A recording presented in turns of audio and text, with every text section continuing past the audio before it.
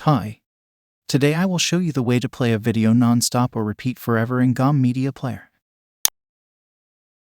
Here I have a small video of rainfall.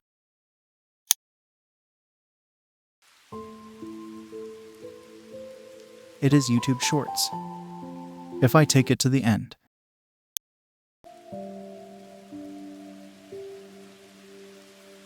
it is not being played over and over again, but I need to play it and repeat the video for the whole day.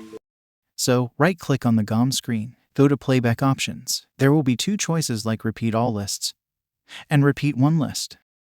Choose any one, I go for the bottom one. Now, if I keep playing,